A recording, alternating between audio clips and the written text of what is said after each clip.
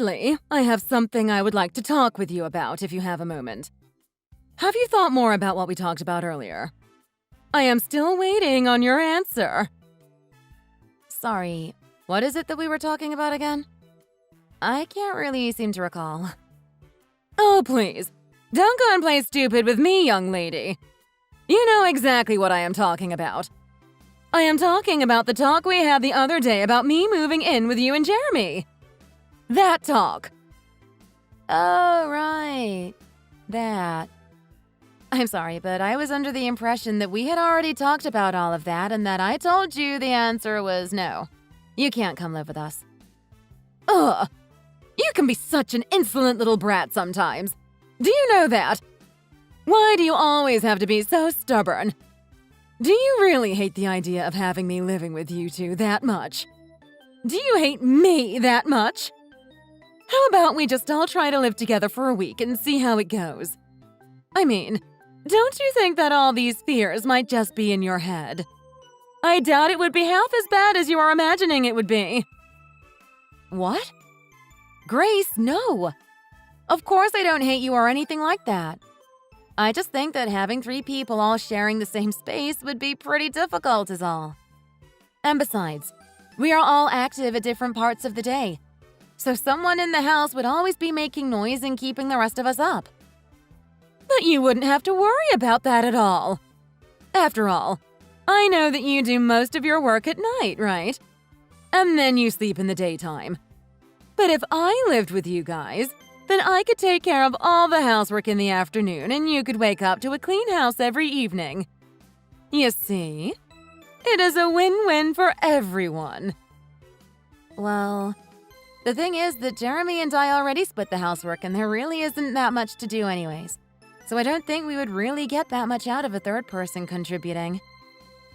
Okay, but come now. Do you think Jeremy really wants to have to keep cleaning up the house over and over again? I am sure that he is just so tired after he comes home from work. If the 3 of us all lived together, then all of your work would decrease and we'd all have more time to enjoy the day.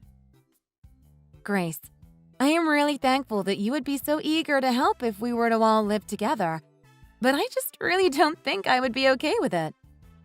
Jeremy and I both agreed that it would just be the 2 of us living together, even before we got married, and I haven't changed my feelings on the matter since then.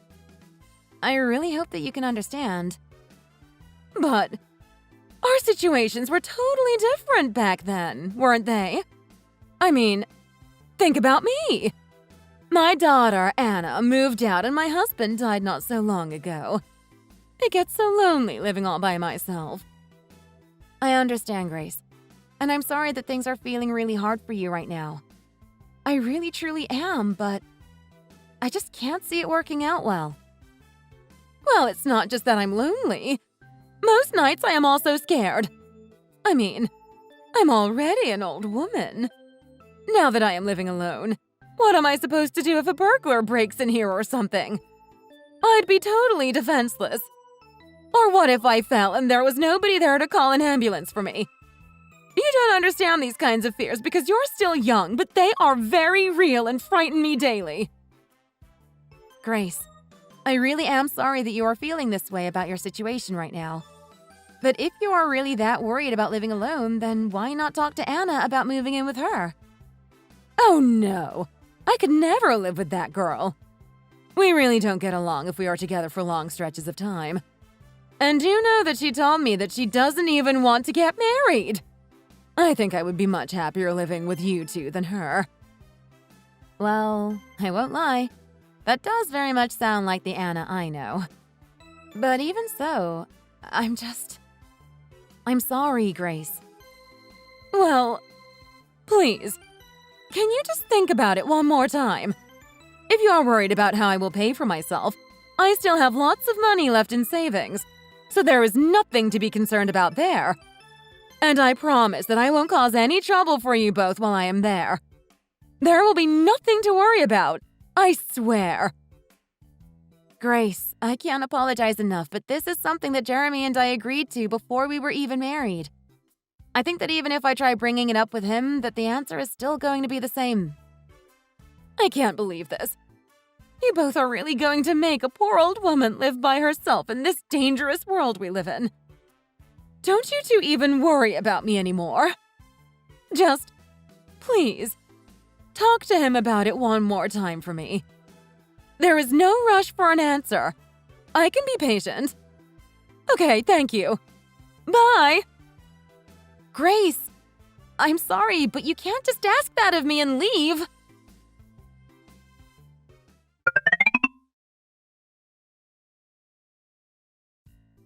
Sally, I just got a text from Jeremy and I am very confused. He told me that he still doesn't want me to live with you both. Why didn't you convince him to let me move in like I asked you? I didn't try to convince him of anything. I already told you the other day that the answer was no. But didn't Jeremy tell you that we talked it over again anyways and the answer was still the same? Of course I did. But you were supposed to convince him. That was what we agreed on. I really do not remember the talk going like that. By the way, just what exactly did Jeremy say to you when you two talked about it? Well, you are not going to believe this, but he told me that if I moved in with you two, that it would just be a burden on you. Isn't that ridiculous? He said that I never clean up after myself and doubted that I would do any housework if I moved in. Honestly, that boy can be such a brat sometimes. Don't you think so, Sally? Don't you think that was such a mean thing to say?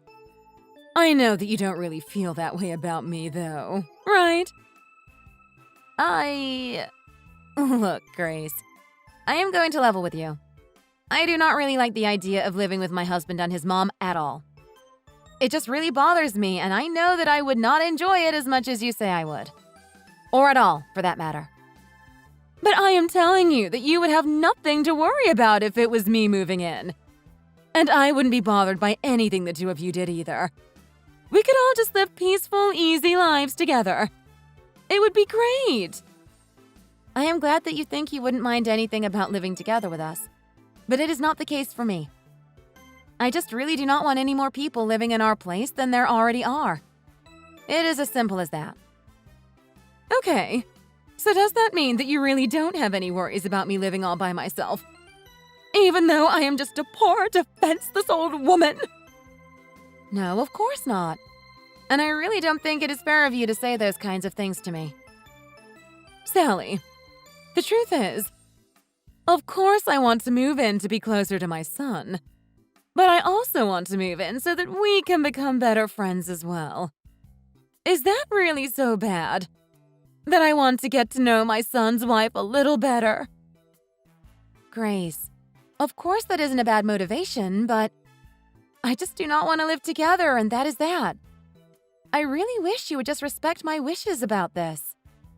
If you really want to get to know me better, I think there are other ways that we can make that happen that don't include you moving in with us. I can't believe it. All I want is to be your friend, and you are literally leaving me out in the cold to fend for myself. I never thought my life would come to this. Honestly, how much longer do you think I even have left on this earth? Okay, Grace. I think you are being a little overdramatic with this old woman talk. I mean, you are only 50 years old. That is middle-aged at best by today's standards. I am sorry that you are so worried about your age, but you are healthy and I think that you still have a lot of life ahead of you. I don't think there is any need to worry as much as you are. But one day I won't be healthy.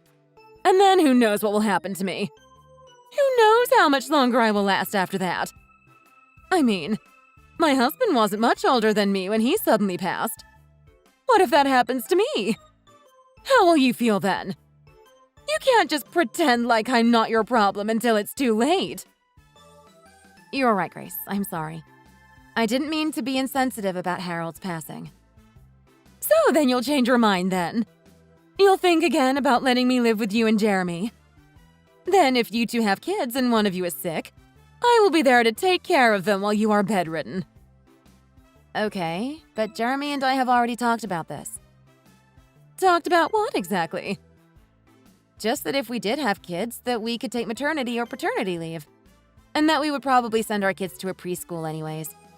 If anything happened, we would probably just rely on those things instead. What? You would send your poor babies to a preschool? You would send them away from their home at such a young age. What's the point of even having kids if you were just going to hand them off to strangers to take care of? You need to be more present in their lives. I understand that you feel that way, but the two of us have talked and we reached a different conclusion. I mean, I went to a preschool when I was young and I never once felt like I was being sent away or that my parents didn't love me or anything like that. My parents were absolutely there for me before and after school. Well, then maybe you are an exception. But kids need to be at home until they are old enough to really start school. And if I was at home, then I could be sure to keep an eye on them while you and Jeremy kept busy with your jobs. Then, when you come back home, there would be so much less for you to deal with. How can you not see the positive in all of this? Grace, please. I really feel like you are just not listening to me. I really appreciate all the help that you are offering us, but the answer is still the same. Well then what would the other do if one of you got sick with something terrible or suffered some big injury and couldn't move? Could you both really just leave the other to do everything around the house while the other was incapacitated? We have thought about what we would do in a terrible scenario like that and have already started putting away some money just in case something terrible like that does happen.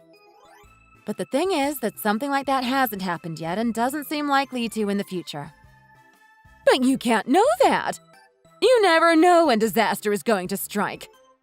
Just please, think about all the possibilities. Look, Grace, I am going to tell you this once and for all. You are not going to be moving in with us. That is our final answer and it is going to stay that way. But why? I still don't understand why you won't let me live with you. And just so you know, the answer would be the same even if we were to have kids. In that case, I would quit my job and stay home to take care of them while Jeremy would continue to work. Jeremy and I have already agreed on all of this and do not plan on changing our minds anytime soon. I am your mother-in-law, the mother of your husband. How can you treat me this way? Have you no shame? Look, in our marriage, my parents are just the people that raised me. Of course, I love and respect them, but they have no further say in my adult life than that. And I am very grateful that you helped raise Jeremy into the person that he is today. But the answer is still and shall remain a strong no. Well, when you marry someone, your spouse's parents are no longer just their parents. They become your parents, too. It doesn't matter who birthed who. I am your mother as well, and you need to show some more respect. I didn't just raise my son. I became your mother the moment you said I do to him. Grace, I just do not see things that way. It is as simple as that. When I said I do, it was to Jeremy and Jeremy alone. I was not agreeing to become anyone's daughter or anything like that. Do you even hear yourself right now? You are sounding ridiculous. Do you really think you could have married my Jeremy without my explicit permission? Okay, this is sounding ridiculous. What are you even talking about? Do you remember when Jeremy brought me over to introduce me to you and your husband? You were furious and absolutely against the two of us being together. It took Harold convincing you to finally tolerate us being together.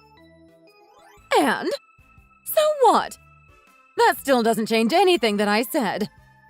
The fact of the matter is that your marriage could not have happened if I didn't allow it to happen first. Well, I am sure that at the time you certainly felt that way. But even if you had said no, I can guarantee you that it would not have stopped Jeremy and I from marrying each other. What are you talking about? You don't know anything. He is my son and he would have done whatever I told him to do. And so should you. You owe your marriage to me. Do you really have no intention of paying me back for all I've done for you two? If you want to talk about you letting us get married, then that is fine. But it has nothing to do with you living together with us. And if you think that one should lead to the other, then I have beachfront property in Arizona that you just gotta see. Of course one should lead to the other. How else are you going to show me your gratitude? Besides, Jeremy is my oldest child.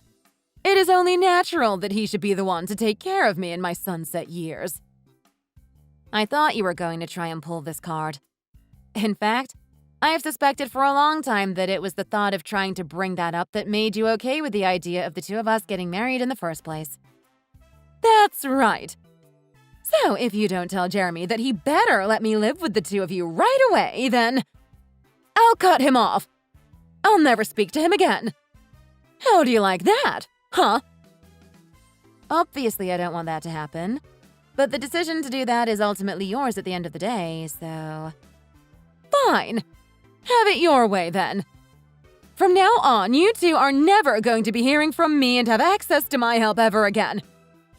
And no matter how desperate and terrible things become for you, I am never going to lift even a finger to help you two out of whatever situation you might be in. And you can consider yourselves out of my will as well. Again, I am sorry that you feel the need to take it to this point. But those are all of your choices to make, and we won't stop you. I can't believe this. I knew that I should have never let the two of you marry.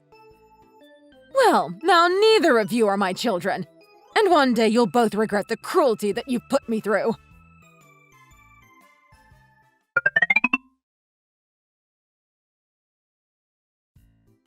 Hello. I am terribly sorry to message you like this suddenly. This is the number for Sally Freeman, correct? Sorry, is this Grace? Is something the matter? Why are you talking to me like that? Again, terribly sorry to be messaging you like this. Yes, this is the number for Grace Freeman's phone number.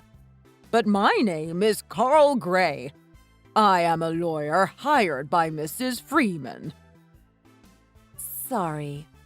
What? I don't understand. You're a lawyer she hired. Texting me through her phone? What is this all about? I have come to deliver a message to you in place of Mrs. Freeman. She has told me that lately you have been acting very unstable, and she fears that if she were to contact you directly, that it might result in some kind of violent action being taken against her by you. I'm sorry. She said what about me? That is why I am using Mrs. Freeman's phone to contact you in her stead. Please understand. No, seriously. What is going on here? This can't be real. What is this all about? I know it might seem strange, but sometimes individuals do these things. It is not as unusual as you may think. Anyways, I am a lawyer, and you can trust me. Look, I really don't understand, if I'm being honest. This whole thing seems pretty ridiculous. But okay, supposing that you are a real lawyer, I imagine there are much better, less unusual ways to contact someone. No? For example, you could come directly to my house or call me from a number from your own office, right? Why do you have to message me from Grace's phone? Well, yes, there are those ways that we could have contacted you. But since Mrs. Freeman was worried about any violence you might have taken out on her, we decided it was best to reach out to you through her phone. She thought it would be the safest method to talk to you since you would not have access to my workplace or phone number. So, you're a lawyer, but you are going to refuse to tell me where your office is or show any kind of proof that you are who you say you are. Am I getting that right? Please, ma'am. I am only here as a messenger for Mrs. Freeman. If you do not allow me to present my case to you, then I am afraid that I will have to pursue further legal action against you. Further? What are you even talking about? Oh, this is silly, but okay. Sure, go for it. Say what you have to say. To establish the fact before presenting anything further, Is it correct to say that you are currently married to and living with Mrs. Freeman's son, Jeremy, without her explicit approval of such an arrangement? And is it also true that current house you are living in is one that you and Jeremy paid for? Yes, I guess you could say that. Though I don't really think those are things that you need someone's permission to do when it comes to the law. Yes, that is correct. You do not need Mrs. Freeman's permission to buy that house. However, I have been hired to inform you that the current home that you and Jeremy Freeman are currently occupying is, in fact, in violation of the city's building code. Are you aware of this fact? Wait, what? What are you talking about? What violation? The house is in violation of the city's building code, as I have just stated. Given the fact that living in and maintaining a home in violation of said code comes with legal penalties, I am hereby serving you notice that you, Sally Freeman, must vacate your domicile immediately or face further consequences. What even is this? This is ridiculous. The house plans were inspected before ground was ever broken. I'll humor you, though. What part of my house exactly is in violation? I have evidence of many such violations sitting here before me on my desk. Okay, then. I formally request that you allow me to see your documents for myself. I am afraid that without first having your explicit agreement to vacate your home, that I will not be able to show you the countless violations that you are currently guilty of. So basically, you are asking me to leave my home without first seeing a single shred of evidence for why I should have to. Do you really think that is how the law works? And besides, why are you talking as if I would be the only one required to leave the house? These are complex legal matters that are best left in the hands of professional lawyers such as myself. Do not question them. As for your inquiry, yes, only you would be required to leave. After which point Mrs. Freeman will rebuild the house according to the city code. To put it in simple terms, you, Sally Freeman, are required to vacate the house, which will promptly be occupied by Grace and Jeremy Freeman. And can you tell me just how it ends up with me being the only person made to move out? None of this is making any sense. If I am understanding the situation correctly, the deed of the house is currently in your name, correct? You will sign over your house to Mrs. Freeman and vacate the premises immediately, or my firm will be forced to take swift and brutal legal action against you. And just what might this swift and brutal legal action entail, huh? You will be forcibly removed from your home by officers of the law. You do realize that this whole lawyer act you've been putting on is just absolutely ridiculous, don't you? This is no act. I am a very serious lawman, and the law is not to be trifled with. I have been hired by Mrs. Freeman to protect her interests and the integrity of the law, and I take my job very seriously. I see. I am so sure about that. You are hereby served with a 1-week notice to vacate the premises. If you have not done so in the allocated period, then I will be forced to begin preparations to have you forcibly evicted. Thank you for your cooperation. I am sorry, but this whole thing seems a little one-sided to me. Isn't there supposed to be a chance for me to state my case? You can't just say, "Thank you for your cooperation," and disappear. If you have any qualms about the facts of the matter that I have presented to you here, you are free to bring them up in a court during a civil trial. Are you seriously trying to challenge me to take this fake lawyer to court? Is that really what you want to have happen? I am merely informing you of your rights to a fair and impartial trial under the law. Though I feel it is my duty to warn you that cases like these are usually quite long and very costly. After all, The blame for all of this does lie solely on you. It is my professional opinion, as a licensed and legitimate lawyer, that this is a case that you simply cannot win.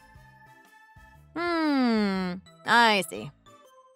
Well, in that case, you do what you have to do, and I will do what I have to do. How does that sound? Should I present that as your answer to Mrs. Freeman, then? I am sure that you are quite busy with your work, so please take some time to think a bit further on how you would like to respond. And if you change your mind, feel free to get in contact with me at this number.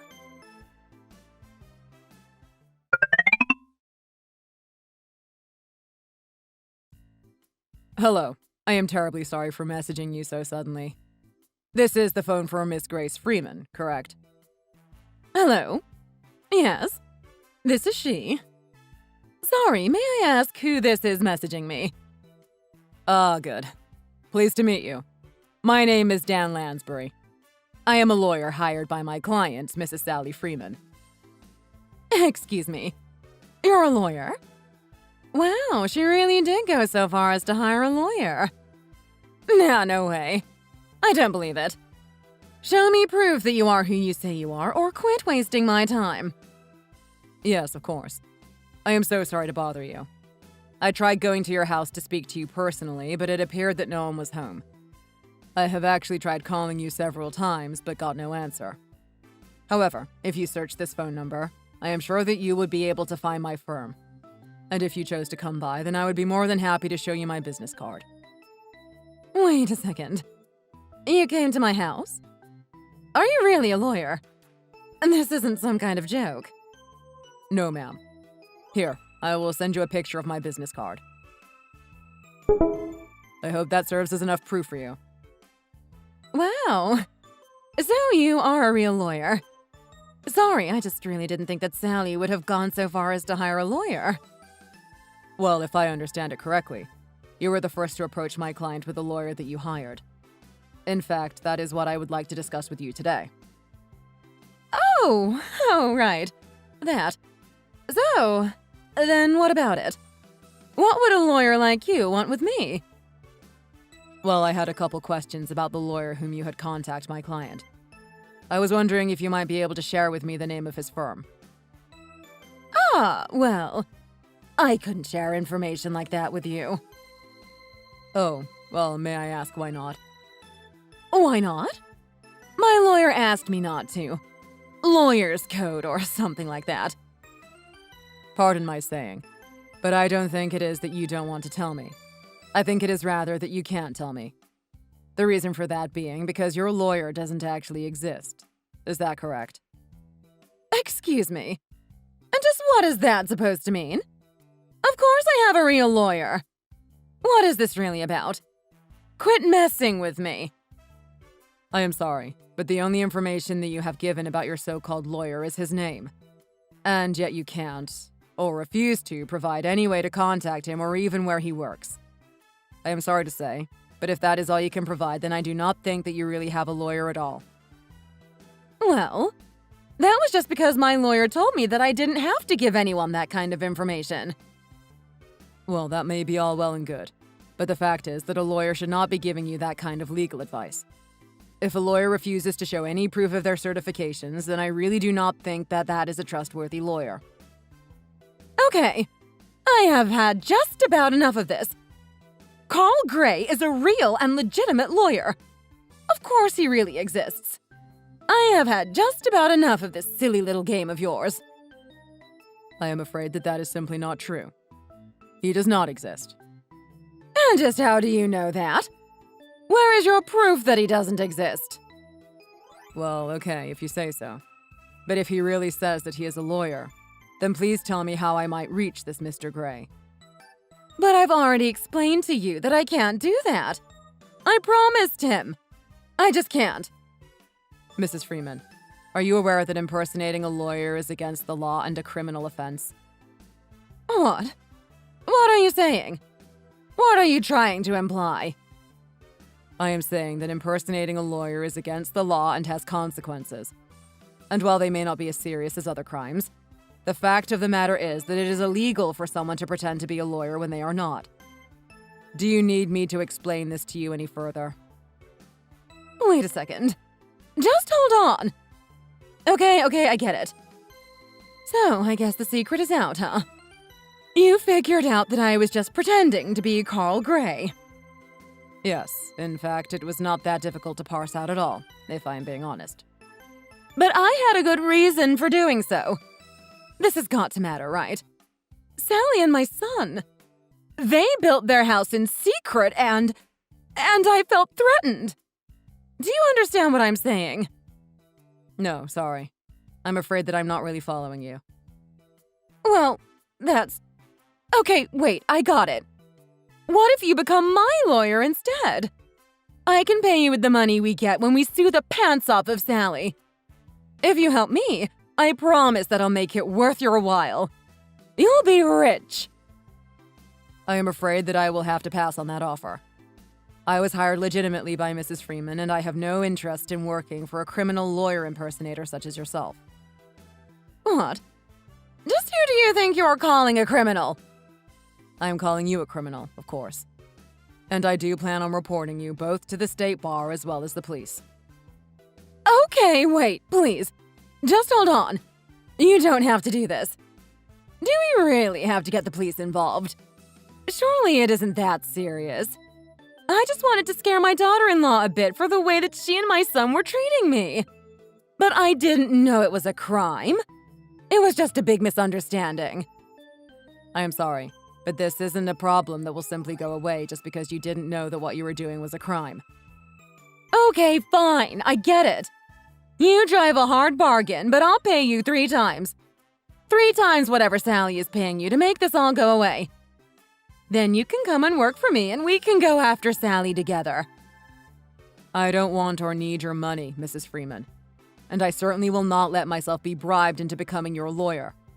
In fact, I intend to prosecute you to the full extent of the law for what you've done. I will see you in court. What? You mean you're going to sue me? I'm going to have to go to court? But why? I didn't even do anything, really. You stopped me before anything really bad happened.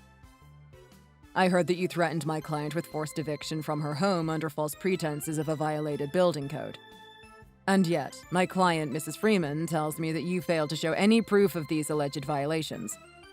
I am afraid that in such a case, I am really left with no other choice but to take you to court. But I am telling you that there is no need for all of this. It's just a misunderstanding. I was only trying to scare her a little. Isn't this all too much? I mean, I don't even know anything about the building code. I was just coming up with something so that I could make her feel a little pressure is all. Is that really worth taking someone to court? Well, I can assure you that there are no building code violations whatsoever present in the home of my client. And for your information, typically after a building is completed, it is inspected to make sure that everything is up to code. Then the owners are given a certification of inspection along with the deed. And that proof includes a date by which they should have their house inspected next. Well, I don't even know what any of that means. And some help that does me now. What am I even supposed to do with that information? I mean, I don't even care about the building code or anything like that.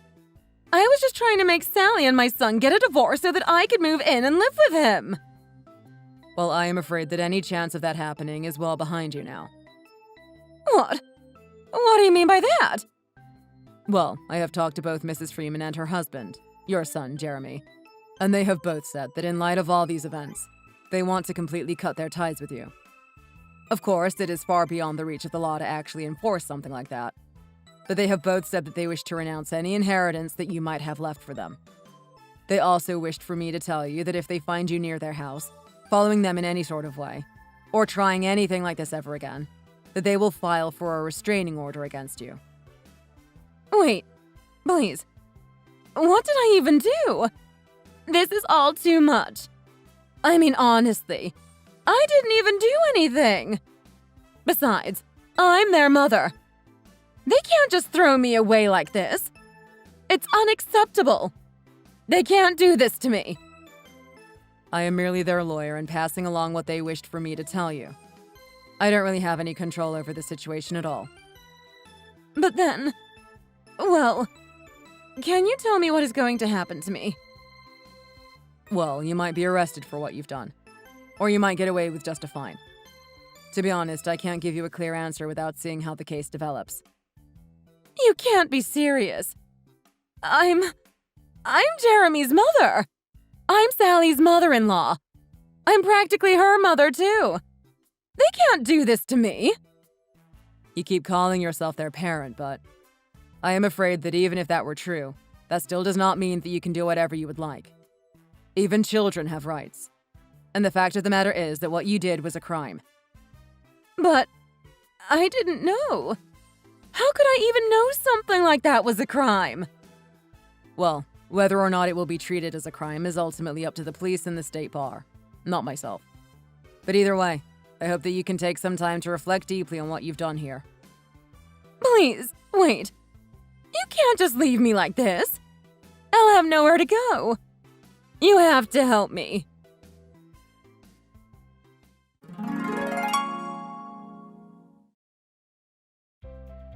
Grace was reported to both the police and the state bar.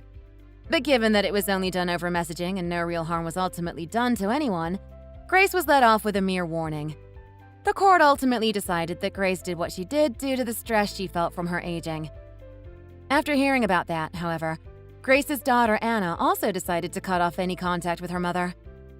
As for Jeremy and I, we followed through with our promise of cutting her off and never had anything to do with her again. Thank you for watching. If you liked this video, please give it a thumbs up and don't forget to subscribe to see more content like this.